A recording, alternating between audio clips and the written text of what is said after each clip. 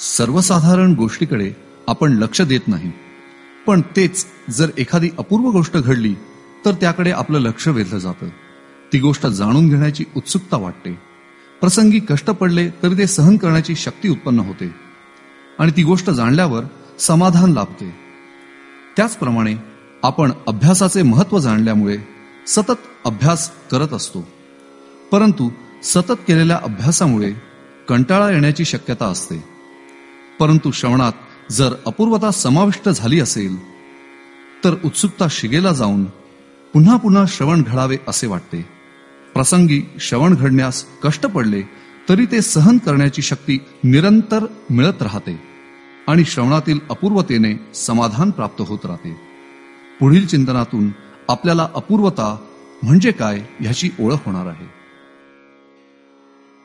ध्यान मूलम गुरुमूर्ती, पूजा मूलम गुरुपदम, मंत्र मूलम गुरुर्वाक्यम, मुक्ती मूलम गुरु कृपा. ब्रह्मेवाहम अहम ब्रह्म न चाहम ब्रह्मणा पृथक, नाहम देहो न मे देहा, केवलहम सनातन. पंचीकरण या ग्रंथाचा आपण अभ्यास करतो आहोत. या ग्रंथाचा हेतू जन्म मरणाचा फेरा चुकविणे असा आहे. या ग्रंथाच्या उत्तरार्धामध्ये आपण आहोत. मागील काही चिंतनांपासून आपण षडलिंगाचा अभ्यास करतो आहोत. कारण की षडलिंगाचा अभ्यास करण्याची वेळ आपली या ठिकाणी कशी काय आली, तर त्याचं कारण त्याच्या आधी आपण या ज्ञान मार्गामध्ये असलेल्या अंतरंग साधनांचा अभ्यास करत होतो. त्यामध्ये श्रवण, मनन, निध्यासन आणि तत्व पदार्थ शोधन अशी ही 4 प्रमुख साधनं आहेत. आणि या 4 साधनांचा विचार का आला, हा वास्तविक विचार केला तर कधी करायला पाहिजे. कारण श्रवण म्हणजे काय, मनन म्हणजे काय, निध्यासन म्हणजे काय, तत्व पदार्थ शोधन म्हणजे काय, याचा विचार शक्यतो शास्त्राच्या सुरुवातीला करावा का उत्तरार्धात करावा, असा एक विचार येऊ शकतो. तर ही माहिती शास्त्राच्या सुरुवातीलाच असायला पाहिजे असं एका ठिकाणी दिसतं. परंतु या ग्रंथामध्ये आपण हा विचार उत्तरार्धामध्ये मांडलेला असल्यामुळे आपणही त्याप्रमाणेच अभ्यास करतो आहोत. कारण या ग्रंथाची जशी सुरुवात होती त्या सुरुवातीपासून आता शेवट ज्याप्रमाणे त्याप्रमाणेच आपण अभ्यास करतो आहोत. म्हणून हा अभ्यास पहिल्यांदा करायला पाहिजे होता का मध्ये करायला पाहिजे होता का नंतर करायला पाहिजे होता, असा काही वादाचा विषय होऊ शकत नाही. कारण की आपण या ग्रंथाला बांधील असल्यामुळे या ग्रंथाच्या सभोवतालीच आपण भटकत आहोत किंवा या ग्रंथामध्ये असलेल्या विषयाला धरून आपण आपला विषय पुढे नेत आहोत. असं असल्यामुळे या ठिकाणी श्रवण, मनन, निध्यासन या साधनांचा अभ्यास करत असताना श्रवण कशा प्रकारे असावं असा विचार जेव्हा येतो तेव्हा श्रवण हे षडलिंगाने युक्त असलेल्या महात्म्यांकडून आपण श्रवण केलं पाहिजे किंवा अशाच ग्रंथांचा अभ्यास केला पाहिजे की ज्या ग्रंथामध्ये षडलिंगाने युक्त असलेलं लिखाण आहे. परंतु हे जे 6 लिंग आहेत किंवा हे षडलिंग जे आहे, या षडलिंगाचा विचार करताना ते बाकीच्या ग्रंथांमध्ये म्हणजे वेदांत सोडून जे बाकीचे काही ग्रंथ आहेत त्या ग्रंथामध्ये सुद्धा या षडलिंगांचा विचार होतो का असा प्रश्न येऊ शकतो. ते त्या ग्रंथाचे अभ्यास केलेले लोक सुद्धा आमचं बोलणं षडलिंगात आहे किंवा आम्ही लिहिलेले शास्त्र हे षडलिंगातच आहेत असं म्हणू शकतील. परंतु या ठिकाणी हे शब्द सामान्यतः न घेता म्हणजे साधारणपणे हे शब्द न घेता या शब्दांचा जो वेदांताच्या रीतीने विशेष अर्थ आहे तो विचार करणं योग्य आहे. कारण की वेदांतामध्ये उपक्रम म्हणजे काय, उपक्रम तर सर्वांनाच असतो, परंतु वेदांतामध्ये उपक्रम काय आहे. तसंच उपसंहार म्हणजे काय, उपसंहार सर्वांनाच असतो, परंतु वेदांतामध्ये उपसंहार काय आहे हा अर्थ लक्षात घेणं गरजेचं आहे. त्याचप्रमाणे तिथून पुढचे जे बाकीचे लिंग आहेत या लिंगाचा वेदांताच्या रीतीने जो अर्थ आहे तो लक्षात घेणं गरजेचं आहे. आपला या ग्रंथाचा जो उपक्रम आहे तो जन्म मरणाचा फेरा चुकवणे हा आहे आणि उपसंहार सुद्धा जन्म मरणाचा फेरा चुकणे हाच आहे. म्हणजे त्याला शब्दांचा भेद असू शकतो, म्हणजे शब्द मात्र भेद असू शकतो. जसं की जन्म मरणाचा फेरा चुकणे हा उपक्रम म्हणण्याच्या ऐवजी मोक्ष प्राप्ती करणे असा शब्द असू शकतो किंवा मुक्ती मिळवणे हा असू शकतो किंवा भगवत प्राप्ती करणे असा उपक्रम असू शकतो. परंतु सगळ्यांचा जो लक्षार्थ आहे तो एकच आहे. म्हणून उपक्रम या शब्दामध्ये जरी असे वेगवेगळे शब्द दिसत असले तरी सुद्धा सर्वांचा अर्थ एकच आहे. उपसंहारामध्ये सुद्धा एखादा जर म्हणला मी मुक्त झालो म्हणजेच त्याला भगवत प्राप्ती झालेली आहे, म्हणजेच त्याला भगवत ज्ञान झालेलं आहे, म्हणजेच त्याला ब्रह्मज्ञान झालेलं आहे, किंवा म्हणजेच त्याची सद्योमुक्ती सिद्ध झालेली आहे. असे सगळ्याचे अर्थ एकच होतात. म्हणून थोडाफार शब्दभेद जरी दिसला तरी सुद्धा वास्तविक तो भेद नसून तो नाममात्र भेद आहे. खरं पाहिलं तर सर्व या शब्दांचा अर्थ एकच आहे. असा विचार करून जर आपण उपक्रम उपसंहार पाहिला तर आपल्याला काही अडचण येणार. आणि हा जो उपक्रम आहे आणि हा जो उपसंहार आहे हा वेदांताचा आहे हे लक्षात घेणं गरजेचं आहे. याच्यापेक्षा वेगळं जर काहीतरी असेल, एखादा जर म्हटला की ब्रह्मलोकाची प्राप्ती झाली किंवा ब्रह्मलोकाची प्राप्ती करणे, तर हा वेदांताचा उपक्रम नाही आणि हा वेदांताचा उपसंहारही नाही. एखाद्याने म्हटलं मी निर्विकल्प समाधी लावतो, तर शब्दशः त्याला अर्थ माहीत नसल्यामुळे योग्यांची निर्विकल्प समाधी प्राप्त करतो असं जर त्याचं म्हणणं असेल तर तो अर्थ इथे नाही. कारण ज्ञानमार्गामध्ये सुद्धा एक निर्विकल्प समाधी आहे, परंतु दोन्ही समान नाही आहेत, याच्यामध्ये भेद आहे, फरक आहे, हे लक्षात घेणं फार गरजेचं आहे. आणि फार अनेक लोक जे वेदांताचे मार्गक्रमण करतात त्यांना नक्की वेदांताची माहित नाही, त्यांना असं वाटतं की ही समाधी एकच आहे. म्हणून मग योगी लोक सुद्धा असं म्हणतात की तुम्हाला जी निर्विकल्प समाधी म्हणायची ती आमच्या साधनाने मिळते, तुम्ही यम नियम आसन प्राणायाम करा म्हणजे तुम्हाला मिळेलच. आणि ज्यांना खरी माहिती नाही असे महाराज लोक सुद्धा किंवा त्यांचे अनुयायी सुद्धा या मार्गाने जाऊन पुढे दोन्ही समाधी एकच आहेत असं म्हणायला लागतं. पण वास्तविक त्यामध्ये फरक आहे हे लक्षात घेणं फार गरजेचं आहे. म्हणून उपक्रम आणि उपसंहार वेदांताचा काय आहे हे लक्षात घ्या. नुसतं उपक्रम उपसंहार हे लिंग जे आहे ते सर्व शास्त्रात असू शकतं, कारण प्रत्येक शास्त्राला काही ना काही उपक्रम असणारच आहे, प्रत्येक शास्त्रामध्ये उपसंहार काही ना काही असणारच आहे, त्यात काही नवल आहे. अलग लक्षात. षडलिंगापैकी 6च्या 6 लिंग शास्त्र कुठे एखाद्याच्या जी शास्त्राला लागली किंवा त्या शास्त्रामध्ये असली तरी सुद्धा ती वेदांतामध्ये जे आहे ती त्याच्याशी जुळतात का? जर जुळत नसतील तर ते शास्त्र षडलिंगातलं असलं तरी सुद्धा आपल्याला उपयोगाचं नाही. म्हणजे वेदांताच्या षडलिंगात ते बसत नाही असं म्हणायला काही हरकत नाही. पण वास्तविक जर विचार केला तर वेदांताची षडलिंगाची पद्धत ही वेदांताचीच आहे. त्यामुळे बाकीच्यांनी जरी ओढून ताणून या षडलिंगामध्ये त्यांचं बोलणं बसवलं याचा अर्थ काय ते आपल्या मार्गातले असं होत नाही किंवा आपण त्यांच्या मार्गातले असं होत नाही. हे बारकाईने लक्षात घेणं गरजेचं आहे, कारण ह्याच्यामध्येच फसगत होते. अलग लक्षात. तर षडलिंगापैकी मागील चिंतनांमध्ये आपण उपक्रम उपसंहार या लिंगाचा विचार केलेला आहे. त्यानंतर आपण पुढे दुसरं लिंग कुठला अभ्यास या लिंगाचाही विचार केलेला आहे मागील चिंतनामध्ये. तर अभ्यास मग या अभ्यासाविषयी आपल्याला श्री ज्ञानदेवांनी ओव्या लिहून ठेवलेल्या आहेत, तुकोबांनी आपल्याला सांगून ठेवलेलं आहे. हे मागील चिंतनात आपण विचार केला आहे ना. ज्ञानदेवाची ओवी कुठली सांगितली होती? तुकोबांचा काय आहे? करिता सायास कारण अभ्यास. आणि ज्ञानदेवाची ओवी मागच्या चिंतनात सांगितलेली सांगा बरं, आठवते काय?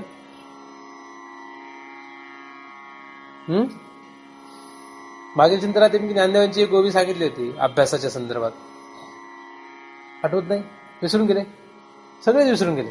जाऊ द्या मग मी पण विसरलो. ओवी आठवायलाच पाहिजे असं काही नाही, पण तुम्हाला अभ्यास म्हणजे काय लक्षात आलेलं आहे? अभ्यास म्हणजे पुन्हा पुन्हा पुन्हा पुन्हा पुन्हा पुन्हा पुन्हा पुन्हा पुन्हा करत राहणे. एखादी प्रक्रिया पुन्हा पुन्हा जेव्हा केली जाते तेव्हा त्याला अभ्यास म्हणतात. परंतु आपण त्याच्यापेक्षा थोडासा त्याचा वेगळा एक अर्थ करून समजण्यासाठी सोपा म्हणून, तो काही शास्त्रबाह्य अर्थ नाही करते आपण, समजण्यासाठी सोपा म्हणून ज्या अभ्यासाने ज्या पुन्हा पुन्हा करण्याने आपल्याला दोष तयार होत नाही, ज्या पुन्हा पुन्हा करण्याने दोष तयार होत नाही, उलट काय होतं आपलं उद्दिष्ट गाठलं जातं, त्याला काय म्हणायचं? अभ्यास. आपलं उद्दिष्ट आपला उपक्रम जो आहे तो उपसंहारावर नेण्यासाठी जी प्रक्रिया पुन्हा पुन्हा करावी लागते ती अभ्यास असते. परंतु आपल्या उपक्रमावर जर आपण उपक्रमाने आपला जो उपक्रम आहे त्या उपक्रमाच्या उपसंहारावर जर आपण जाऊ शकलो नाही तर ते पुन्हा पुन्हा करणं दोषयुक्त असतं, त्याच्यामध्ये दोष असतो. म्हणून पुन्हा पुन्हा करण्याने दोष निर्माण होऊ नये, पुन्हा पुन्हा करण्याने दोष संपवा. दोष संपणं हे पुन्हा पुन्हा करण्याचं फळ आहे. उदाहरणार्थ एखाद्या मनुष्याला एखाद्या कंपनीमध्ये लेथ मशीनवर काहीतरी जॉब बनवायचा आहे. आता हा जॉब पुन्हा पुन्हा पुन्हा पुन्हा तो त्याच्यावर ग्राइंडिंग करतो किंवा काहीतरी त्याचं एखादं काहीतरी फंक्शन असेल तो करतो, त्याचं ते काम तो पुन्हा पुन्हा पुन्हा पुन्हा करतो. तर पुन्हा पुन्हा केल्याने काय व्हायला पाहिजे? समजा 100 वेळा त्याने ते केलं तर 100वा जो जॉब तो बनवेल तो कसा पाहिजे? एकदम परफेक्ट पाहिजे, म्हणजे त्याच्यात दोष नसावा. तर त्याची ती अभ्यास झाला, पुनरावृत्ती त्याची. पण 100वा जॉब पहिल्या जॉबपेक्षा घाणेरडा बनवला तर म्हणजे याचा अर्थ काय झाला, तो चुकला, मग त्याची अडचण निर्माण झाली. अलग लक्षात. तसंच साधारण गोष्ट आहे, जेव्हा आपण परमार्थ करायला सुरुवात केली तेव्हा आपण मूर्ख होतो असं धरू. तुम्ही, मी, आपण सर्वजण कोण होतो? मूर्ख होतो. आपल्याला काहीच कळत नव्हतं. आणि बरेच वर्ष पण पुन्हा पुन्हा पुन्हा पुन्हा पुन्हा परमार्थ केला. रोज आपण काहीतरी वेगवेगळं करतोय किंवा जे आहे तेच पुन्हा पुन्हा करतोय. आणि अनेक वर्ष परमार्थ केल्यानंतर जर आपले दोष वाढले तर आपला अभ्यास झालाय का? आपला अहंकार वाढला, आपल्याला नको ते सुचायला लागलं, भलतेच काहीतरी यायला लागलं, आपली अस्थिरता वाढली, अशांती वाढली. परमार्थाचा उद्देश काय होता? जेव्हा पण कदाचित असं असेल की पूर्वी जेवढे आपण शांत होतो तेवढे आता शांत नसेल, म्हणजे उलट अजून जास्त अशांत झालं. पहिलं तरी बरं होतं, काही कळत नव्हतं. काही काही लोक म्हणतात पहिलं बरं होतं, डोक्याला त्रास नव्हता, आता या परमार्थात पडलो आणि आता डोकं दुखायला लागलं. कारण आता फार रेस्ट्रिक्शन आले, म्हणजे दबाव आला, नियम आले, आता वाईट झालं. आता हे असं वाटायला लागलं म्हणजे याचा अर्थ आपली अभ्यास झालाय का?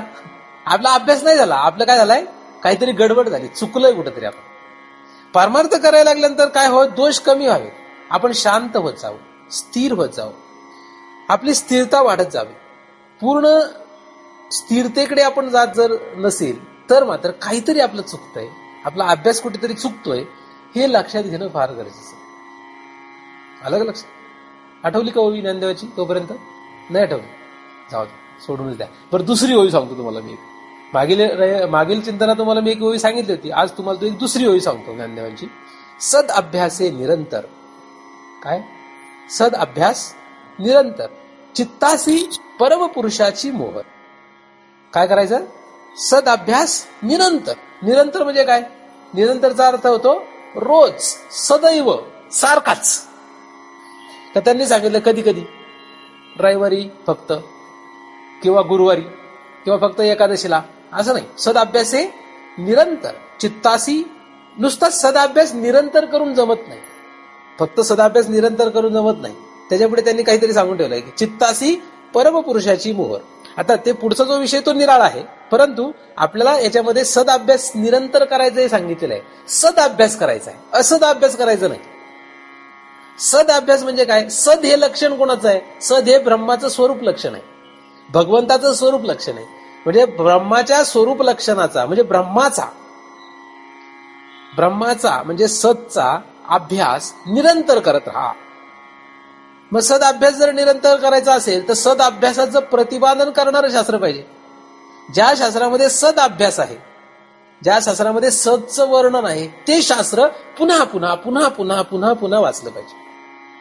जे महाराज सदचा अभ्यास सांगतात, सदचं चिंतन सांगतात, त्या महाराजांचं श्रवण पुन्हा पुन्हा पुन्हा पुन्हा पुन्हा पुन्हा करत राहिलं पाहिजे. त्याने काय होईल?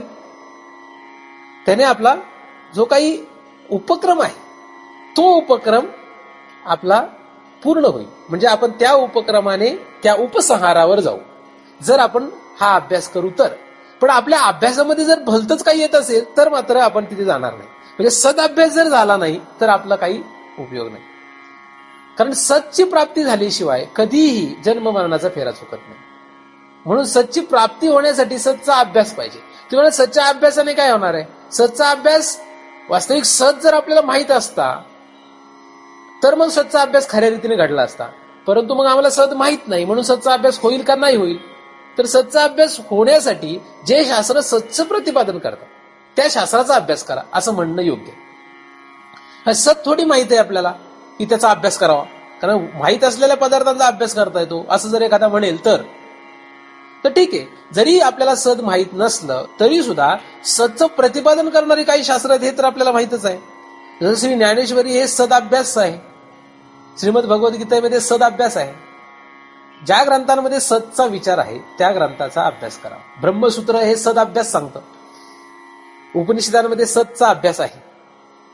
बाकीचा अवांतर अभ्यास आहे का? हो, तो पण आहे, परंतु ते प्रत्येकाचा हेतू सद अभ्यासाकडे नेण्याचाच आहे.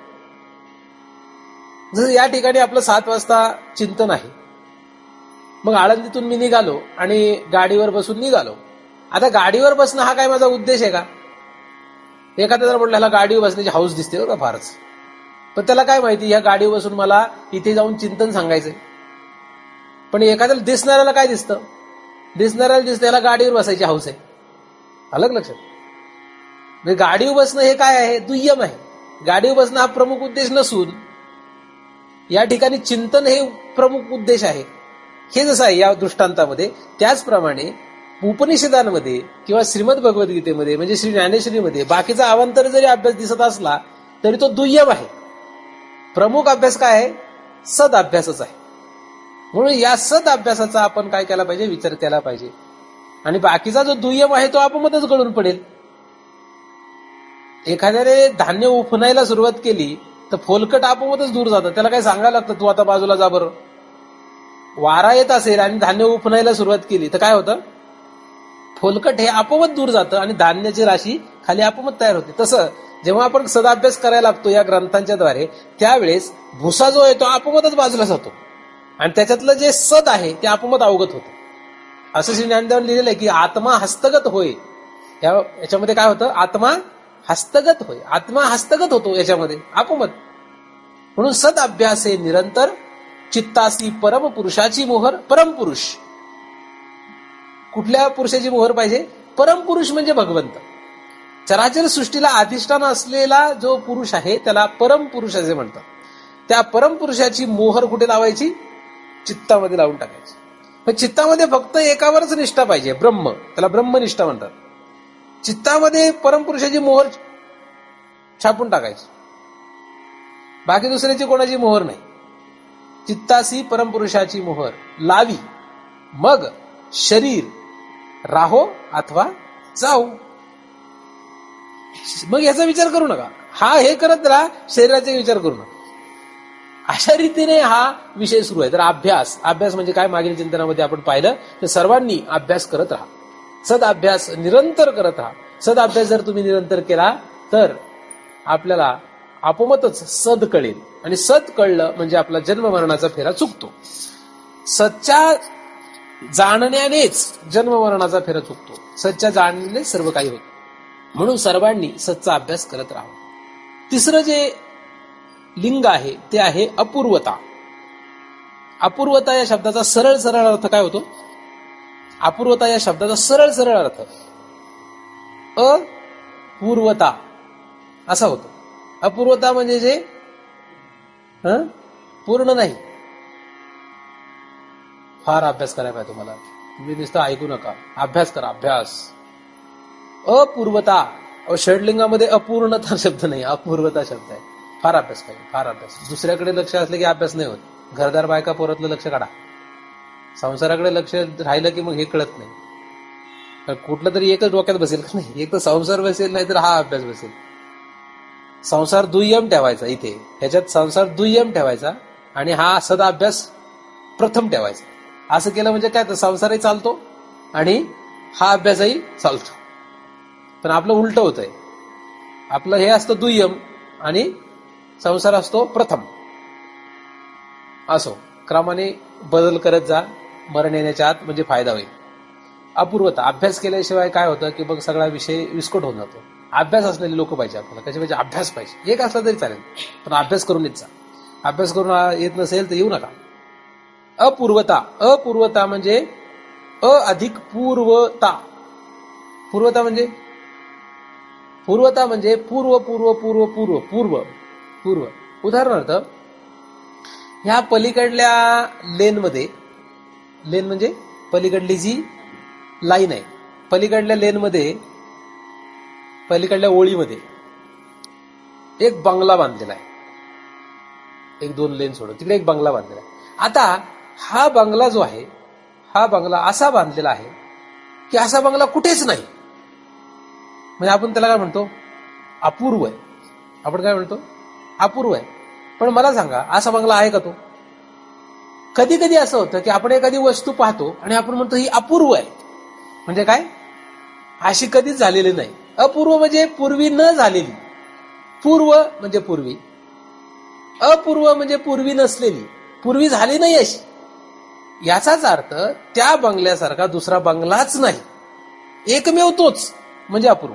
अपूर्वचा अर्थ त्याच्यासारखा दुसरा नाही, इथून मागे झालेला नाही. आता इथे पुढे होईल का ते माहित नाही, परंतु या क्षणापर्यंत पूर्वी असा पदार्थ झालेलाच नाही किंवा असा पदार्थच नाही, त्याला आपण साधारणपणे अपूर्व असं म्हणतो. अपूर्व घटना म्हणजे पूर्वी कधी न घडलेली घटना. अपूर्व पदार्थ म्हणजे पूर्वी कधीही न पाहिलेला पदार्थ, याला म्हणायचं अपूर्व. अपूर्व म्हणजे कधीही ते घडलेलं नाही, तसं नाहीच, त्याच्यासारखं नाहीच, याला म्हणायचं अपूर्व. अलग लक्षात.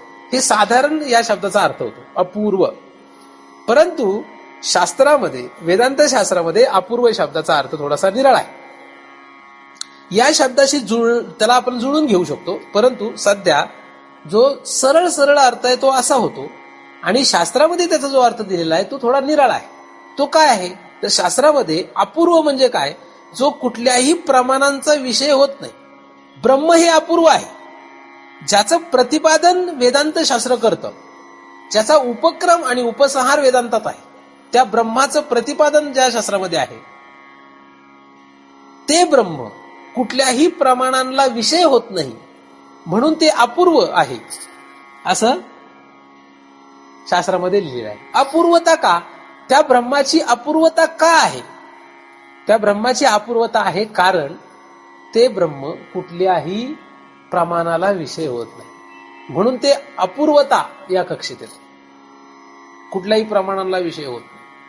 आता तिथे अपूर्वता, मग असा अपूर्वता म्हणायचं काय कारण आहे असा प्रश्न निर्माण होऊ शकतो. प्रतिपादन कशाचं करणार आहे आपण, अद्वितीय वस्तू. या ठिकाणी लिहिलंय की अद्वितीय वस्तूचं प्रतिपादन. अद्वितीय वस्तू म्हणजे काय, ब्रह्म. ब्रह्म ही एकमेव अद्वितीय वस्तू आहे, आणि ती अद्वितीय वस्तू जी आहे ती कुठल्याही प्रमाणाने विषय होत नाही, म्हणून ती अपूर्व आहे. अपूर्वता. आता अपूर्व म्हणजे काय, आश्चर्यकारक पदार्थ. अपूर्व हा पदार्थ कसा असतो, आश्चर्यकारक असतो, विशेष असतो, तो आश्चर्यकारक. तो पदार्थ पाहिले का रे, असा कसा काय पदार्थ असू शकतो, म्हणजे अपूर्व आहे असं वाटायला अलग लक्षात. म्हणून या साधारण अर्थाने आपण जर विचार केला अपूर्व शब्दाचा हा जो साधारण अर्थ आहे तो अर्थ, आणि या ठिकाणी जो शास्त्रामध्ये लिहिलेला जो अर्थ आहे की कुठल्याही प्रमाणाने विषय न होणारा म्हणून अपूर्व, तो हा जुळतोय का, तो हो, तो जुळतो. कसा, त्याचा आपण बारकाईने विचार करू म्हणजे लक्षात येईल की दोन्ही अर्थ कसे जुळतात. आता बघा, प्रमाण म्हणजे काय, प्रमाण म्हणजे काय, प्रमाण म्हणजे काय, माप. मग प्रमाण म्हणजे काय, कशाला प्रमाण म्हणतात, मापाला. किती प्रमाण आहे म्हणजे किती माप आहे, प्रमाण म्हणजे काय माहिती आहे का नाही तुम्हाला, का माहिती पण सांगायचं नाही. 6 प्रमाण आहेत, त्याला एक प्रमाण म्हणतात. 6 प्रमाण कुठली आहेत, प्रत्यक्ष प्रमाण, शब्द प्रमाण, अनुपलब्धी, अर्थापत्ती, उपमान, 5च झाले, आणि अनुमान. 6 प्रमाण. सगळ्याची नावं पाठच पाहिजे असं, अनुपलब्धी प्रमाण. 6 प्रमाणाची नावं पाठच असायला पाहिजे असं काही नाही, पण अभ्यास करा, माहित पाहिजे तुम्हाला प्रमाण आहे ना. सांगितलं ना तुम्ही. 6 प्रमाण जी आहेत, या 6 प्रमाणांच्या साह्याने कुठलाही विषय आपल्याला सुलभ होत असतो. सगळे पदार्थ या प्रमाणाच्या द्वारेच जाणले जातात. प्रमाण हा जो शब्द आहे, प्रमाण म्हणजे काय, प्रमाणाच्या द्वारा प्रमाता प्रमेय जाणत असतो. प्रमाण, या प्रमाणाच्या द्वारा प्रमाता प्रमेयाला जाणतो. शब्द प्रमाणाच्या द्वारा, प्रत्यक्ष प्रमाणाच्या द्वारा, अनुपलब्धी प्रमाणाच्या द्वारा, आणि प्रमाणांच्या द्वारे जे ज्ञान होतं त्याला प्रमा असे म्हणतात. जे प्रमाणांच्या द्वारे होतं ते प्रमा असं. आता हे न्यायशास्त्राची रीत आहे. न्यायशास्त्रामध्ये याचं वर्णन, बरोबर ना, याचं वर्णन कशामध्ये, न्यायशास्त्राप्रमाणे. हे सगळं प्रमाणांच्या द्वारे होणाऱ्या ज्ञानाला प्रमा असे म्हणतात, आणि प्रमा म्हणजे यथार्थ ज्ञान. आता हा जरा थोडासा अवघड विषय आहे, परंतु आपण त्याला सोपा करूया. प्रमाण, प्रमाता आणि प्रमेय. प्रमाणांच्या द्वारा प्रमात्याला प्रमेय कळतं. प्रमेय काय असतं? शब्द, स्पर्श, रूप, रस, गंध हे विषय जे आहेत, हे विषय काय आहेत? हे प्रमेय आहे. अलग लक्षात. या विषयांचं स्थूल रूप पण असतं आणि सूक्ष्म रूप पण असतं. शब्द, स्पर्श, रूप, रस, गंध यांचं रूप कसं आहे? यांचं स्वरूप कसं आहे? स्थूल पण आहे आणि सूक्ष्म पण आहे. सूक्ष्म जे रूप आहे ते सूक्ष्म देहात भोगलं जातं. शब्द, स्पर्श, रूप, रस, गंध हे जागृत अवस्थेमध्ये स्थूल रूपाने आपण भोगतो. तेच स्वप्न अवस्थेमध्ये आपण सूक्ष्म रूपाने भोगतो. कारण स्वप्नामध्ये सुद्धा आपण शब्द ऐकतो, त्याचं ते रूप जे आहे ते कसं आहे? ते स्वरूप त्याचं सूक्ष्म आहे. स्वप्नामध्ये सुद्धा आपण शब्द, स्पर्श, रूप, रस, गंध भोगतो स्वप्नामध्ये सुद्धा. परंतु ते त्याचं जे स्वरूप झालं ते कसं झालं? सूक्ष्म झालं. आणि जागृतीमध्ये सुद्धा भोगतो ते त्याचं स्थूल रूप आहे. स्थूल स्वरूपाचा या प्रमेयाचा आपण भोग घेतो. आणि यासाठी या दोन्ही ठिकाणी आपल्याला ह्या प्रमाणांची गरज असते. आता या ठिकाणी दोन्ही ठिकाणी प्रमाणांची जी गरज असते त्यामध्ये स्वप्नामध्ये जे प्रमाण असतात ती निराळी आहेत आणि जागृतीमध्ये जे प्रमाण आहेत ती निराळी आहेत.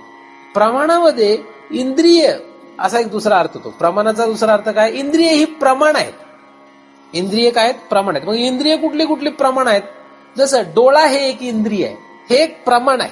डोळा या इंद्रियाने म्हणजे डोळा या प्रमाणाने रूप हे प्रमेय कळतं. रूप कळून देणारं प्रमाण कोण आहे? डोळा. नेत्र इंद्रियाने म्हणजे नेत्र या प्रमाणाने रूप नावाचा विषय कळतो, म्हणजे रूप नावाचं प्रमेय कळतं. त्याचप्रमाणे श्रोत्र इंद्रियाने शब्द नावाचा प्रमेय कळतं, शब्द नावाचा विषय कळतो.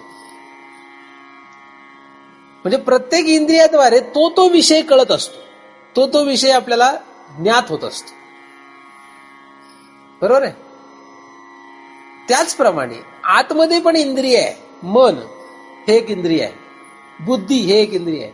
तर मनाने सुद्धा आपल्याला काहीतरी जाणता येतं, म्हणजे काहीतरी कळतं. म्हणून मनाला सुद्धा काहीतरी भोगता येतं. मन सुद्धा काहीतरी भोगत असतं. मन सुद्धा कुठल्या तरी प्रमेयाला जाणत असतं. म्हणून मन हे सुद्धा एक प्रमाणच आहे. कारण मनाला सुद्धा अतिंद्रिय म्हटलेलं आहे. म्हणून मनाला सुद्धा आपण प्रमाण म्हणायला काही हरकत नाही. कारण मन हा काही प्रमाता नाहीये. प्रमात्याच्या पुढे आणि प्रमेयाच्या अलीकडे जेवढं काय ते प्रमाण आहे. कुठपासून कुठपर्यंत? प्रमात्याच्या पुढे आणि प्रमेयाच्या अलीकडे जेवढं काय आहे त्यांच्या द्वारा हा विषय होतो. ही त्रिपुटी कोणाच्या द्वारे चालते? यांच्या द्वारा चालते, यांच्या मार्फत चालते. म्हणून प्रमात्याच्या पुढे आणि प्रमेयाच्या अलीकडे मधली सगळी काय आहेत? प्रमाणच आहेत. म्हणजे मन, बुद्धी, नेत्र इंद्रिय म्हणजे सूक्ष्म नेत्र इंद्रिय, नंतर हे स्थूल डोळा, ही सगळी काय आहे? ही सगळी प्रमाण आहेत. बरोबर का नाही? आणि आपलं जन्माला आल्यापासून आतापर्यंत आपण याच प्रमाणांचा उपयोग करतोय. कधीपासून कधीपर्यंत? काही आज सुरू नाही केला आपण. अनंत जन्मापासूनच आपला हा विषय सुरू आहे. परंतु त्यातल्या त्यात आपण जर बारकाईने विचार केला, अनंत जन्माचा जाऊ द्या, पण या जन्माचा जरी विचार केला तर जन्माला आल्यापासून आतापर्यंतचा विचार करा. तुम्ही या सगळ्या प्रमाणांच्या साह्यानेच सगळं काही करता. तुम्ही जे काही करता ते कशाने करता? प्रमाणांच्या साह्यानेच करता. म्हणजे जो काही भोग होतो तो कशाच्या साह्याने होतो? चालणे हा एक भोग आहे. मग चालण्याचा भोग कशाने होतो? पाय, नाही का? पाय हे इंद्रिय आहे. पण पायाला जर चालवायचं असेल तर मनाने आधी काय करावं लागतं? मनाने चालावं लागतं. मन चालल्याशिवाय पाय चालत नाही. म्हणून मन सुद्धा प्रमाणाच्या अंतर्गत. मन जर चाल म्हटलं तरच पाय चालू शकतो. बुद्धी त्याला शिक्का मारत नाही. बुद्धीने तो निश्चय केल्याशिवाय पाय चालू शकत नाही. म्हणजे पायाला जर चालवायचं असेल तर कोणी आधी चालावं लागतं? आधी मनाने चालावं लागतं.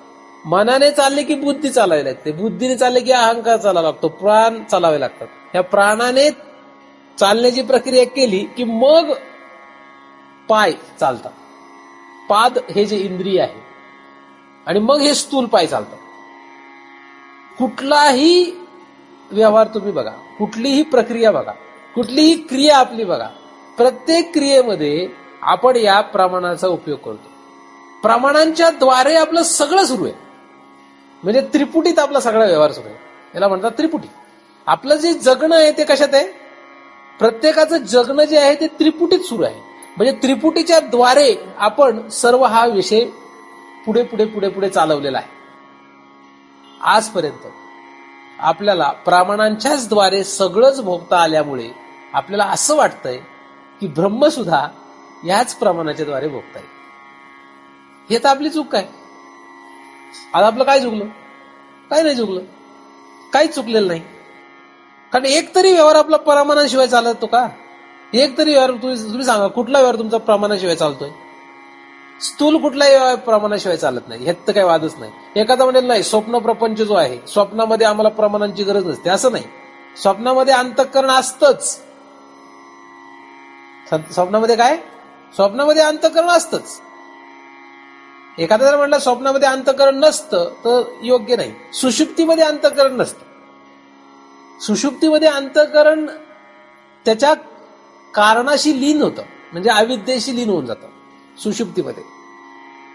पण अंतःकरणाची जी वृत्ती आहे ती स्वप्नात नसते.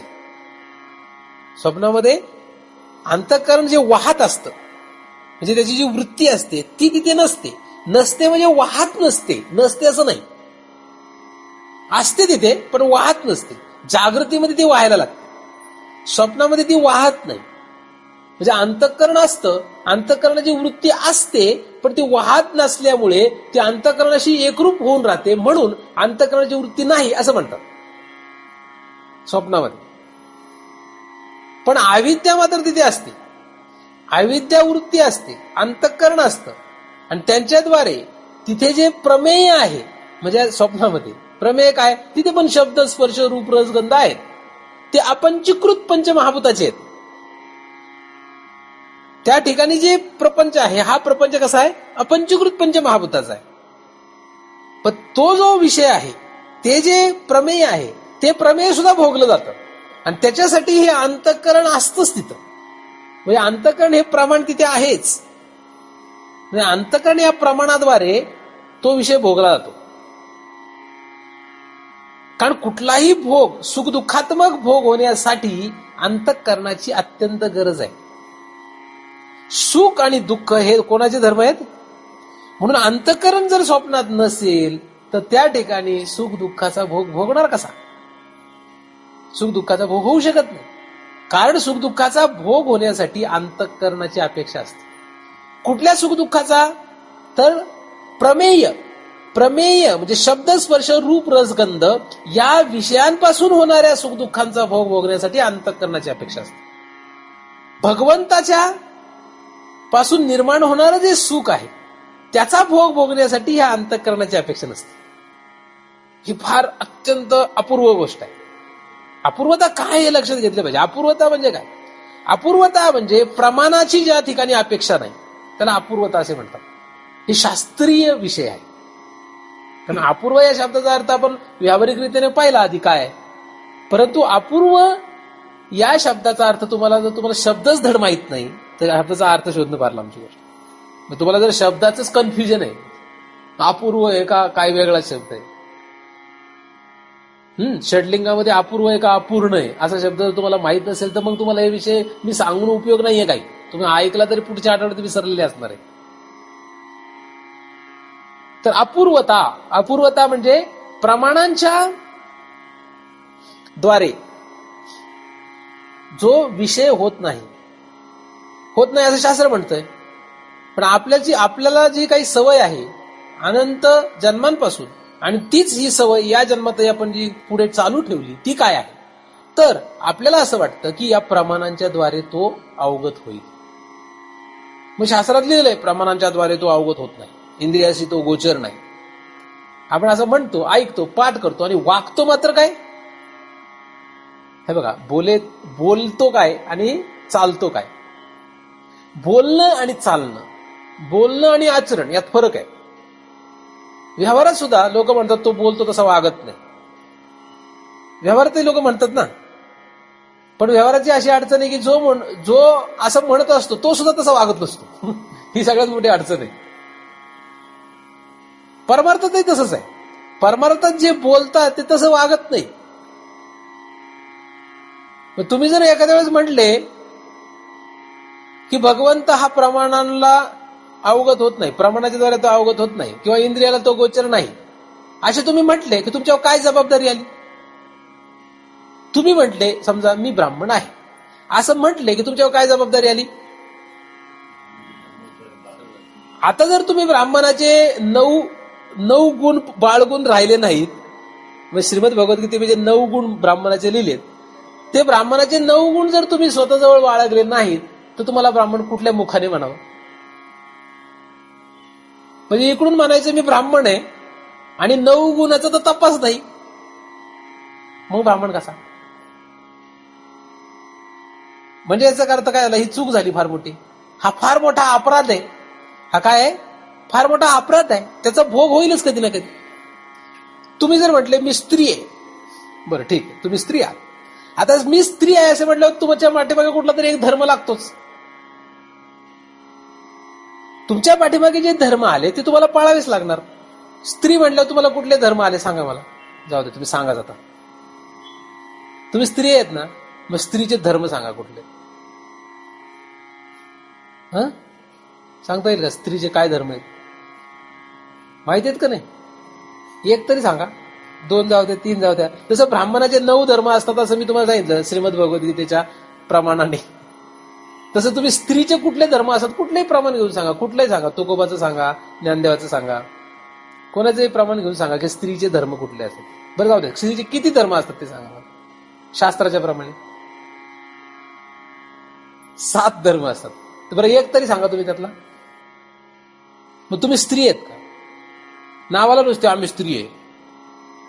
स्त्री म्हणताना स्त्रीचे धर्म कळले पाहिजे, धर्म माहीत पाहिजे, आणि त्या धर्माप्रमाणे वागता आलं पाहिजे, तर तुम्ही स्त्री. नाही तर तुम्ही स्त्री कुठे आहे? मी हे सगळे दृष्टांत समजण्यासाठी सांगतोय. तुम्ही जर स्त्री म्हटलं तुमच्यावर जबाबदारी आली, मग स्त्रीचे सगळे धर्म पाळले पाहिजे. त्या धर्माप्रमाणे तुम्ही जर वागू शकले नाही तर तुम्ही स्त्री खरं म्हणवण्याच्या लायकीचे नाहीत. आणि तुम्ही ते धर्म न पाळल्यामुळे तुम्हाला पुढे त्याचं फल भोगावेच लागेल. एखादा म्हटला मी क्षत्रिय आहे आणि क्षत्रियाचे 7 गुण जर तो ठेवत नसेल, क्षत्रियाचे 7 गुण जर तो पाळत नसेल, म्हणजे युद्धामध्ये पळून न जाणे ह्या क्षत्रियाचा एक गुण आहे, आणि हा थोडं भांडण झालं की पळून जातो, मग हा क्षत्रिय आहे का?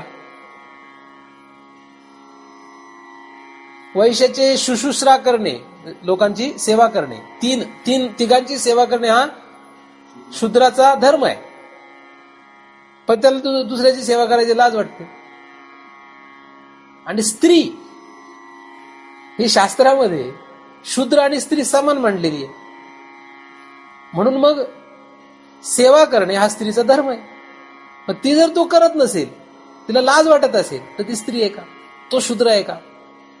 असो, मी हे फक्त माहिती म्हणून सांगतोय, तुम्ही काय माझं मनाला लावून नका घेऊ. आलं लक्षात? एवढं काय मनाला लावून घ्यायचं काही कारण नाही.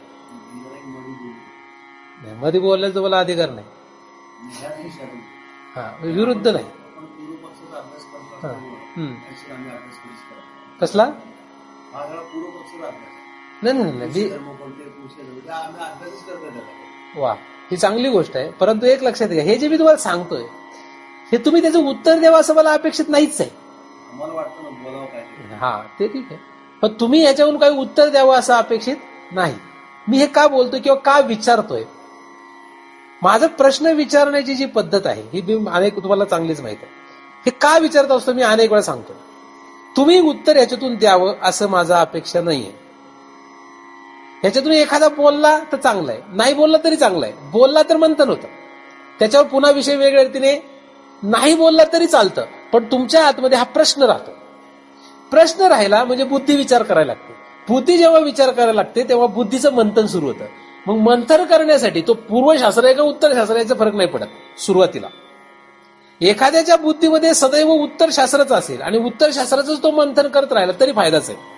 श्रीमद भगवद्गीतेमध्ये फक्त उत्तरशास्त्र मांडलेलं नाही, पूर्वशास्त्र पण आहे. पण त्याच्याद्वारे उत्तर शास्त्राचा सार काढलेला आहे. त्याचप्रमाणे मी जरी एखाद्या विचारलं स्त्रीचे कुठले धर्म आहे, तुम्हाला माहित नसले तरी चालतात. एखाद्याला माहिती आहे, त्यांनी सांगितलं की 7 धर्म असतात, काय हरकत नाही. ह्याच्या मागचा, माझ्या सांगण्यामागचा हेतू लक्षात घ्या की जेव्हा मी हे दृष्टांत का सांगितले, तुम्हाला स्त्रीचे 7 धर्म माहीत असायला पाहिजे किंवा ब्राह्मणाचे 9 धर्म माहीत असायला पाहिजे असं मला म्हणायचंच नाहीये. मला काय म्हणायचंय की जेव्हा केव्हा तुम्ही असं काहीतरी म्हणता तेव्हा ते पाळलं पाहिजे, हा माझा ते सांगण्याचा हेतू आहे. बाकी दुसरा काहीच हेतू नाही. आता मी तुम्हाला जे वर्णन करतो याचा हेतू काय आहे, तुम्ही जे काही म्हणाल ते तुम्ही पाळा किंवा ते पाळलं पाहिजे, हे सांगणं माझा यातला प्रमुख विषय आहे. जे काही आपण म्हणतो ते धर्म आपण पाळले पाहिजेत, आणि जर ते पाळले नाहीत तर आपण जे बोलतो ते चुकलं, असं याच्या मागचा सार आहे. हे दृष्टांत मी तुम्हाला कशासाठी सांगितले, का सांगतोय, त्याचं कारण आपल्याला अधिक प्रमुख आहे.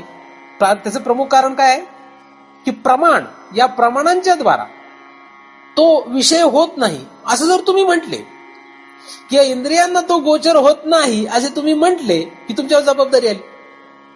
नाही ते म्हणू नका तसं. तुमचा विषय नाही म्हणत आहे मी, सर्वसाधारणपणे जे जगामध्ये आहे तो विषय सांगतोय. मी जर असं वाक्य बोललो की इंद्रियांना गोचर नाही आणि हे तुम्ही असं म्हणताय, असं माझं म्हणणं नाही. हा अभ्यास मांडताना मी सर्वसाधारण सर्व जगाचा अभ्यास मांडतोय. तुम्ही कदाचित त्याच्या वरच्या पातळीत असू शकाल, आलं लक्षात. कारण मी जे काही बोलणार आहे हे सर्वसाधारण सर्वांसाठीच विषय सुरू आहे.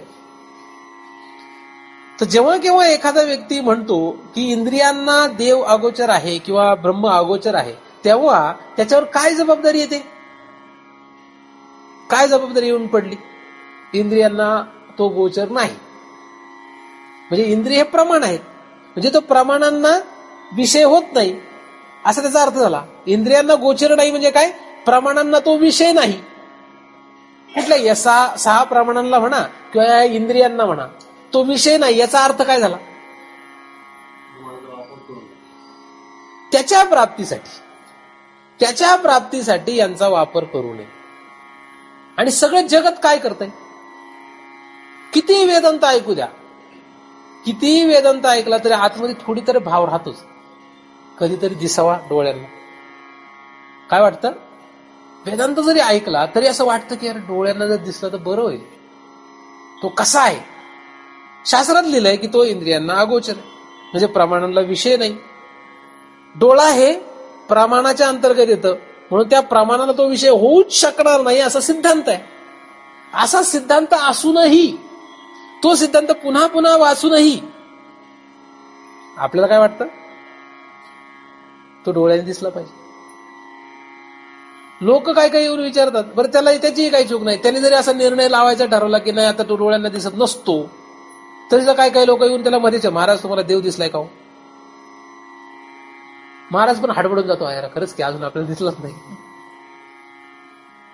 महाराजाला भीती वाटायला लागते, अरे गडबड झाली, चुकलो. तुम्ही तो काय हरकत नाही, परत प्रयत्न करतो, पुन्हा तपाला बसतो की तू मला तुझं एकदा रूप दाखव, एकदा तरी दिसलाच पाहिजे. अलग लक्षात. आता मूर्ख मनुष्य असतो ना, ते हे शब्द ऐकून काय म्हणतो, बरं झालं महाराजांनी सांगितलंय, तो इंद्रियांना विषय होत नाही, आपल्याला काय करायची गरजच राहिली नाही, संपला विषय. आणि मूर्ख मनुष्य इथून माघारी जातो. तसं करू नका. तुम्ही एवढंच ऐकलं, त्याच्या पुढे कुठे अभ्यास केलाय अजून. तो प्रमाणांना विषय होत नाही, तो प्रमाणाला जर विषय होत नसेल तर कोणाला तरी विषय झाला पाहिजे ना.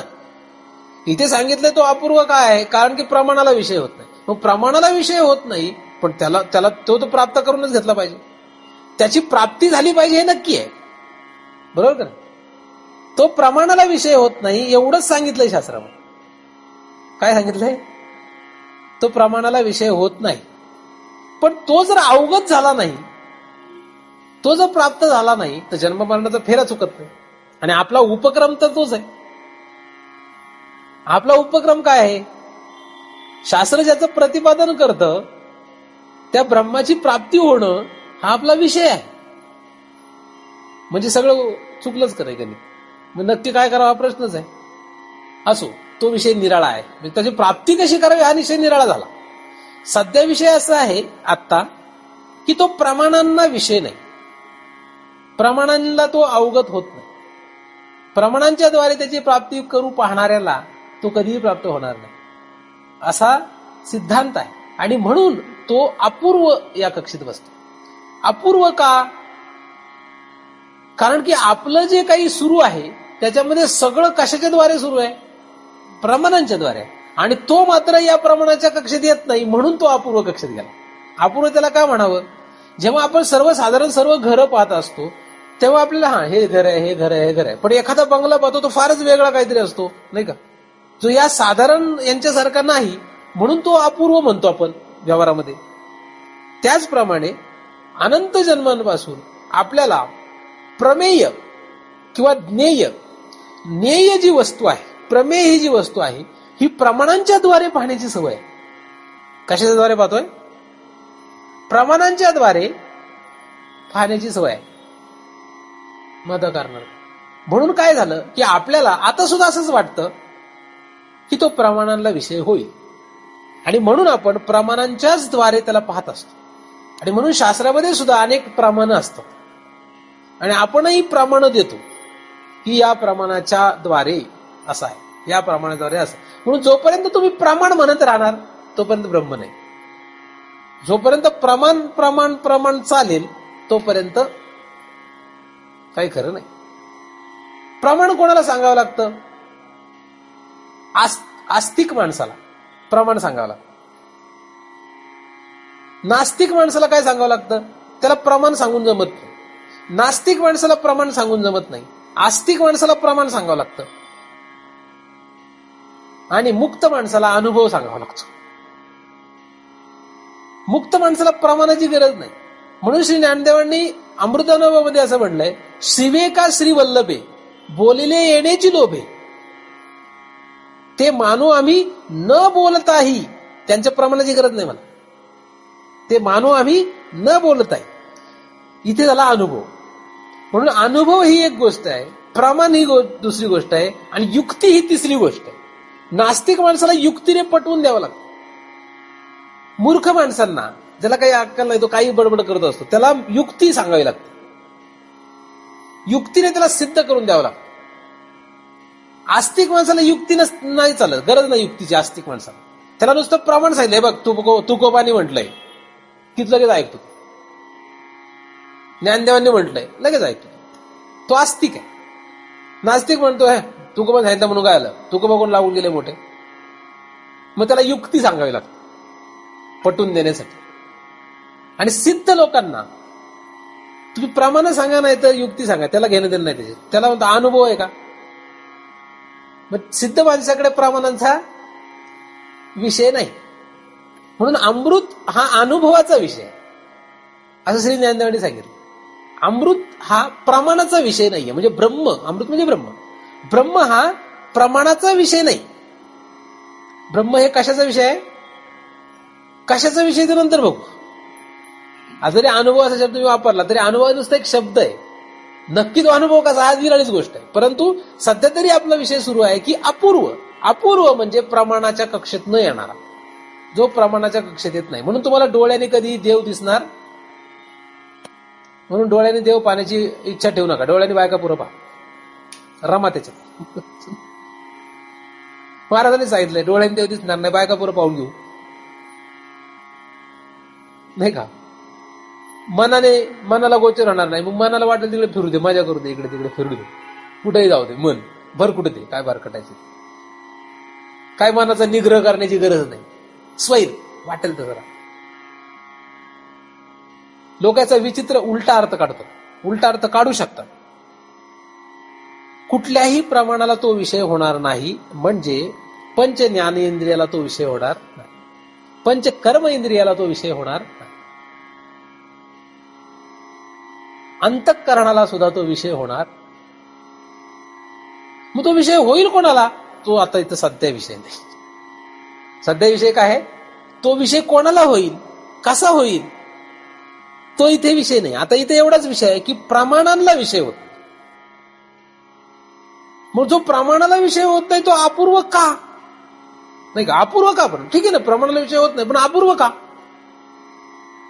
पूर्वी आजपर्यंत या क्षणापर्यंत तुम्ही जेव्हा केव्हा अवतार घेतला म्हणजे जेव्हा केव्हा तुम्ही गटांगळ्या खायला सुरुवात केली, जेव्हा केव्हा जेव्हा केव्हा सुरू झालं असेल, कधी सुरू झालंय आपलं हे नाटक गटांगळ्या खाण्याचं? केव्हापासून सुरू झालंय? काय सांगता येईल का अंदाज? पूर्व पूर्व पूर्व पूर्व पूर्व पूर्व काय माहितच नाही कधी. बहुनी मी व्यतीतानी, किती बहुनी मी व्यतीतानी, किती माहितच नाही. जन्मानी तव अर्जुना, तुझे आणि माझे असंख्य जन्म झाले, किती वेळा माहितच नाही. जेव्हा केव्हा पूर्व पूर्व पूर्व पूर्व पूर्व कधीतरी आपण सुरुवात केली तेव्हापासून आतापर्यंत या क्षणापर्यंत हे सगळं पूर्व आहे. आणि पुढच्या क्षणाला गेलो की मागचा क्षण पूर्व झाला. म्हणजे या सर्व पूर्व या कक्षेत बसलेले जेवढं काही आपले जन्म आहेत, जेवढं काही आपण भोगत आलो, ह्या सगळ्या ठिकाणी कुत्रा, मांजर, डुकर, देवाधिक मनुष्य, पुन्हा पुन्हा स्वर्ग मृत्यूलोक पाताळ असं करत करत करत भ्रमंती जी आपण केली, अनंत जन्म आपण जेव्हा हे भोगलं, तेव्हा प्रत्येक वेळेस ते भोगणं आपण कुठून केलंय? प्रमाणांच्या द्वारे केलं. एवढा काळ एकदा सुद्धा आपण ह्या प्रमाणाच्या शिवाय काही भोगलेलं नाहीये. जेवढं काही भोगत आलो ते सगळं कसे भोगत आलो? प्रमाणांच्या द्वारेच भोगत आलो. जेवढं भोगलं तेवढं प्रमाणांच्या द्वारेच भोगलं. आणि एक दिवस नाही भोगलं, अनंत जन्म भोगलं. आणि जे काही भोगले त्या सगळ्याचे संस्कार सुद्धा चित्तात ठेवून दिले. एवढे आपण अतिशहाणे. आपण शहाणे कसे? तुम्हाला ठेवून दिलं मग त्यात काय विशेष येतं? आपण शहाणे कसे मला सांगा. उदाहरणार्थ पैसा हा वाईट आहे. उदाहरणार्थ पैसा काय वाईट आहे हे आपल्याला माहित नाही का?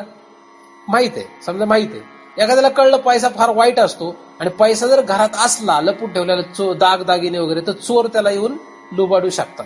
तरी लोक पैसे कुठे ठेवतात? घरात तिजोरीत लपून ठेवतात. त्यांना वाटतं चोर आला तर त्याला काही तिजोरी काढायचीच नाही. यांना चांगले पडवून काढतात आणि घरातलं सोनं लुटून नेतात. नाही का? करतात का नाही असं? आता यांना माहिती आहे का नाही पैसा वाईट आहे? म्हणजे असं माणूस थोडी शहाणा आहे एवढा. म्हणजे कळत असतं ते सुद्धा तो करतो ना अनुकरण. अगदी त्याचप्रमाणे प्रमाणांच्या द्वारे भोगलेले जे सगळे काही विषय आहेत, या सगळ्या विषयांचे संस्कार की आपण प्रमाणाद्वारे भोगतो, हे सगळे चित्तात ठेवतो तो.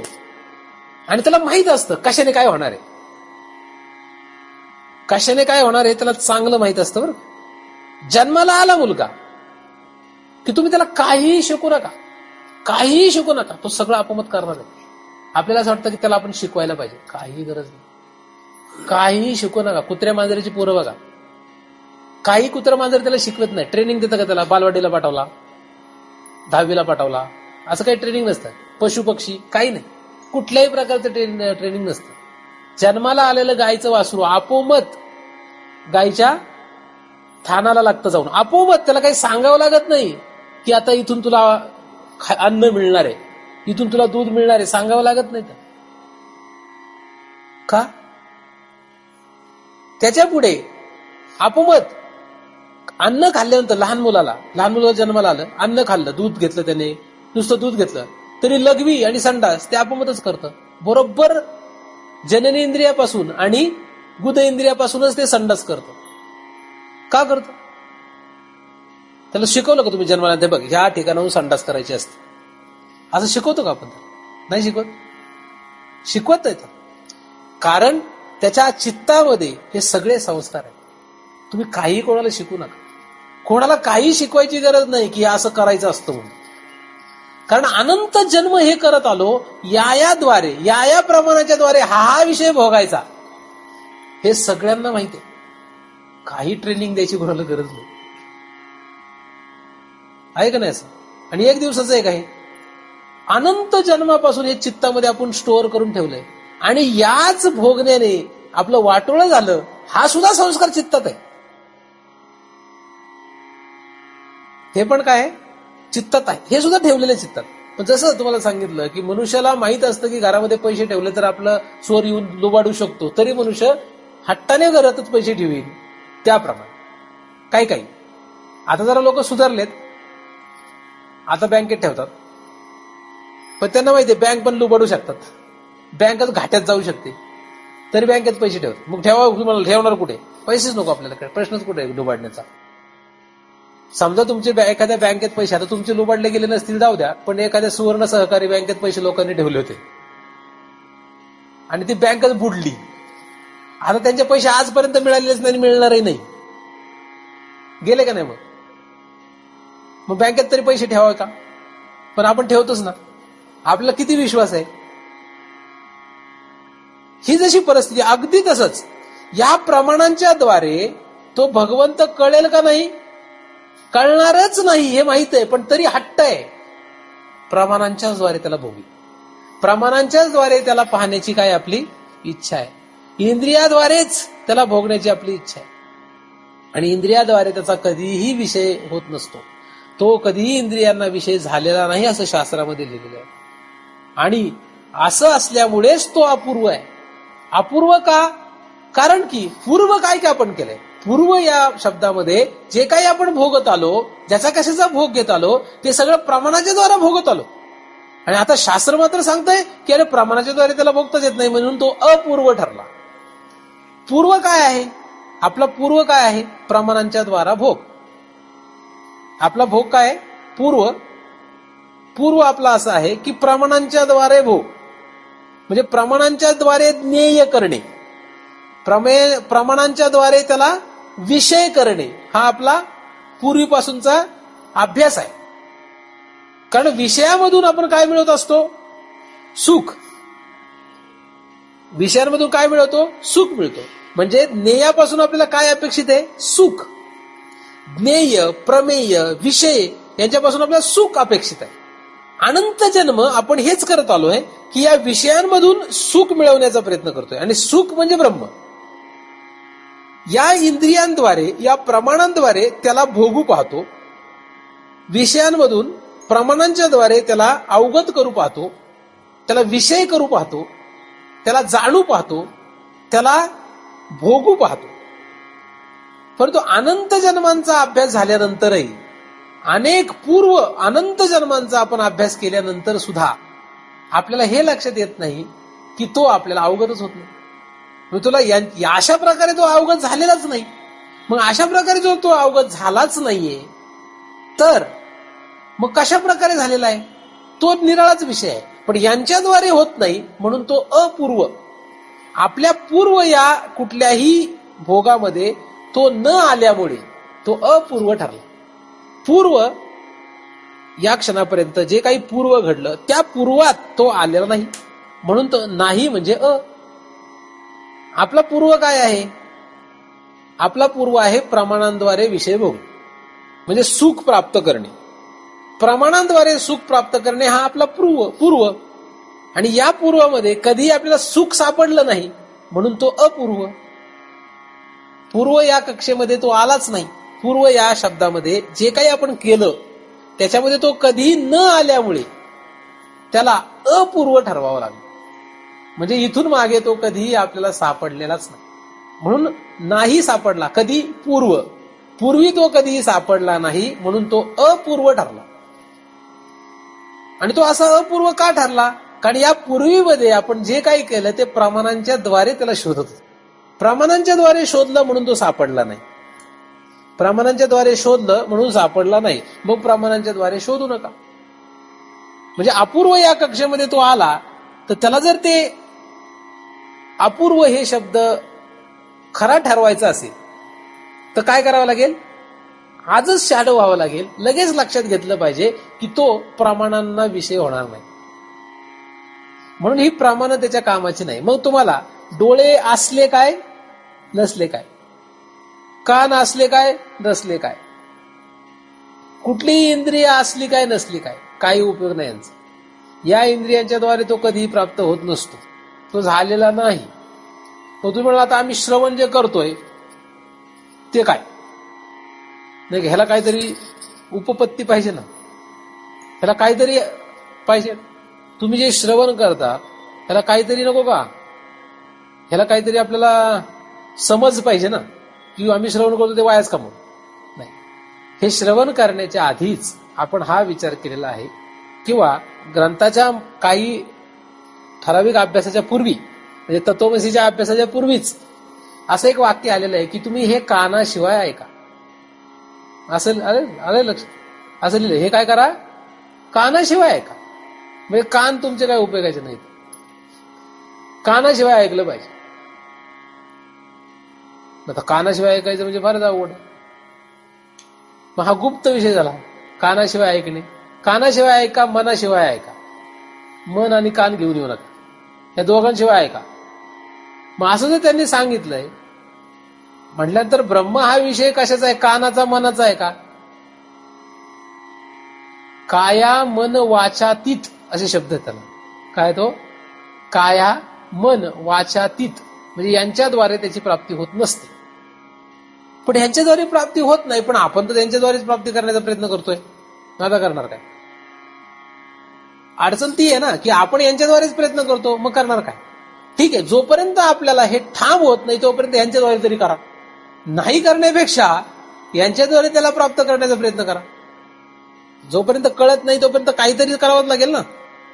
जोपर्यंत हे कळत नाही तोपर्यंत त्यांच्याद्वारे प्राप्त करण्याचा प्रयत्न करा. म्हणजे ज्ञानेश्वरीचा उपयोग कुठपर्यंत? ज्ञानेश्वरी हे एक प्रमाण आहे ना आपल्याला. ज्ञानेश्वरीचा उपयोग कुठपर्यंत आहे? तो कळेपर्यंत आहे. आणि तो तर ज्ञानेश्वरीने कळतच नाही, मग कुठपर्यंत उपयोगी?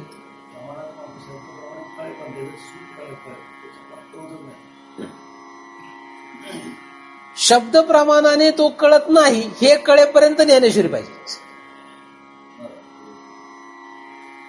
ज्ञानेश्वरीचा उपयोग कुठपर्यंत आहे? ज्ञानेश्वरीने भगवंत कळत नाही हे कळेपर्यंत ज्ञानेश्वरी पाहिजे.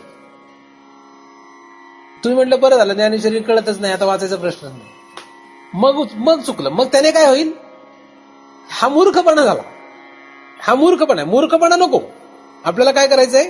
मूर्खपणा संपवायचा आहे. शास्त्र हे अविद्यावान पुरुषाचा आश्रय करतात. अविद्यावान पुरुष. मग अविद्या जोपर्यंत आहे तोपर्यंत शास्त्र प्रमाण आहे. जोपर्यंत अविद्या आहे तोपर्यंत शास्त्र प्रमाण आहे.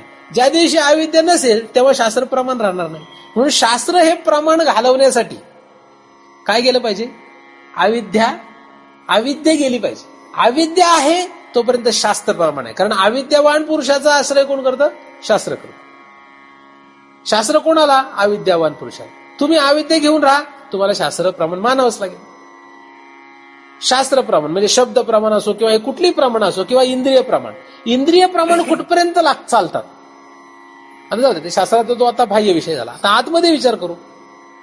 इंद्रिय प्रमाण, स्थूल इंद्रिय, सूक्ष्म इंद्रिय, या इंद्रियांचं प्रमाण कुठपर्यंत?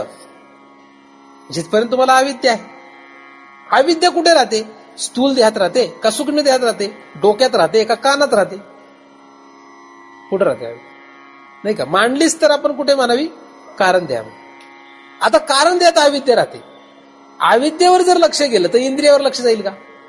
हे बघा, ज्याचं सूक्ष्म देहावर लक्ष असतं त्याचं स्थूल देहावर लक्ष असतं का? एक व्यवहारातलं दृष्टांत बघा. जो मनुष्य एखाद्याचं मन पाहतो तो त्याचं स्थूल शरीर पाहिल का? एखाद्या मुलाला लग्न करायचंय आणि त्याने अनेक मुली पाहिल्या. आता तो मुलगा जर त्या मुलीचं मन पाहत असेल, मनाचा विचार करत असेल, तो तिचं रूप पाहिल काय?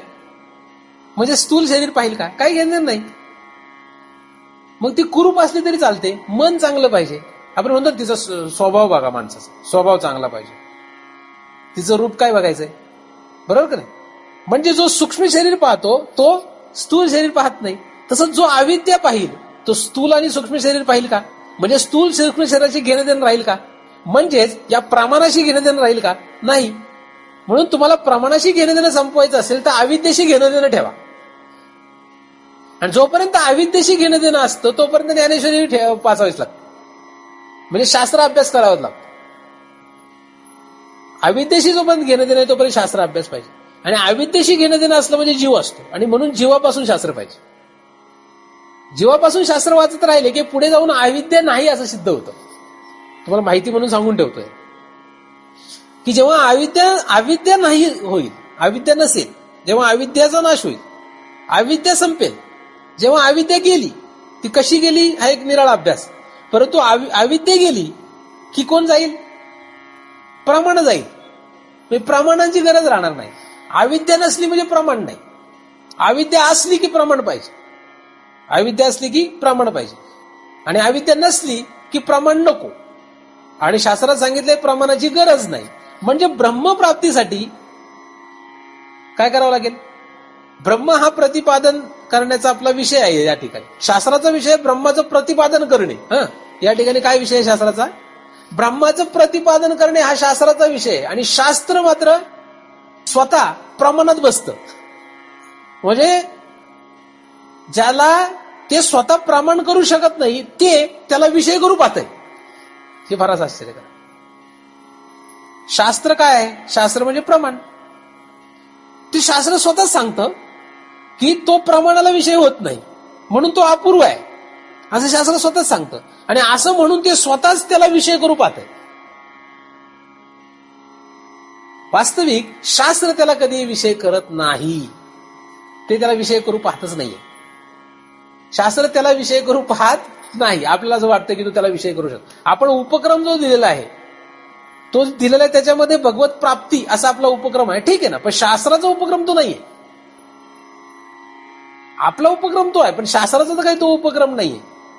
भगवत प्राप्ती हा जरी उपक्रम असला या शास्त्राचाच तो असला तरी सुद्धा वास्तविक तो कशा रीतीने प्राप्त करून देणार आहे हे कळणं गरजेचं आहे.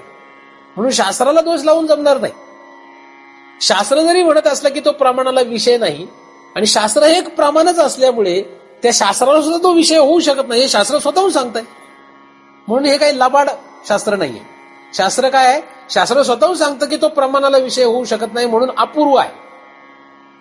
शास्त्र स्वतःहून सांगतं की प्रमाणाला तो विषय नाही म्हणून अपूर्व.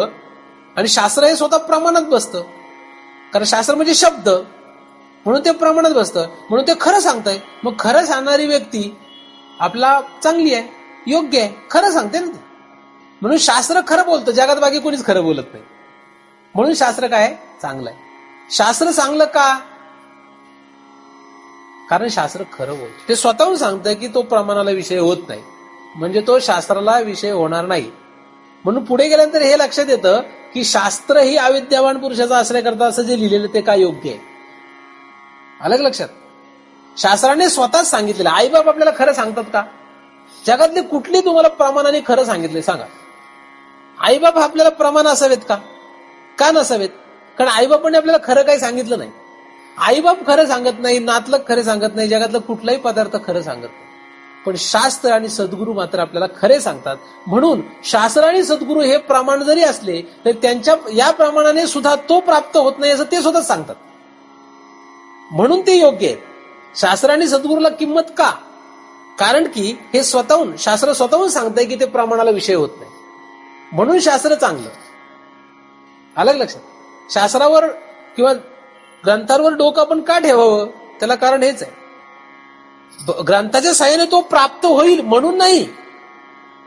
ग्रंथावर डोकं का ठेवावं? ग्रंथाद्वारे त्याची प्राप्ती होतच नाही. काही काही महाराजांना असं वाटायला लागलं की ग्रंथाद्वारे त्याची प्राप्ती होणार आहे म्हणून ग्रंथात शोधतायत, ते अभ्यास करतात. ग्रंथाद्वारे त्याची प्राप्ती होत नाही. म्हणून ग्रंथ स्वतःच सांगतो म्हणजे शास्त्र स्वतःच सांगतं की प्रमाणाद्वारे त्याची प्राप्ती नाही म्हणजे माझ्याद्वारे त्याची प्राप्ती होत नाही हे तो स्वतःच सांगतो. आणि हे न कळल्यामुळे काही लोक त्याला कुठे शोधतायत? शास्त्रात.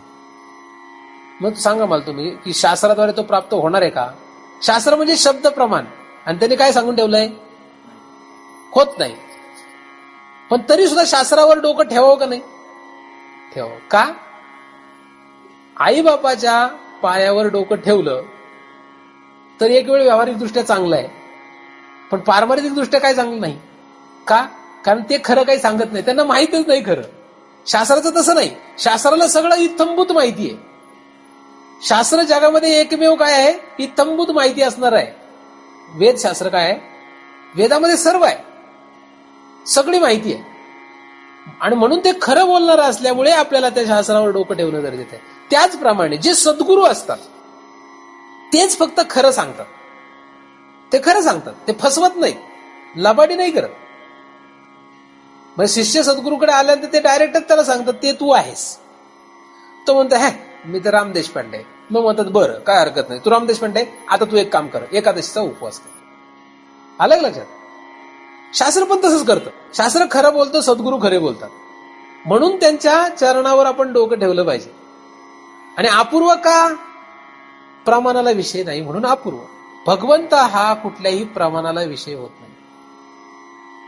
कसा विषय होतो हे कळणं जरा थोडा निराळा विषय होईल.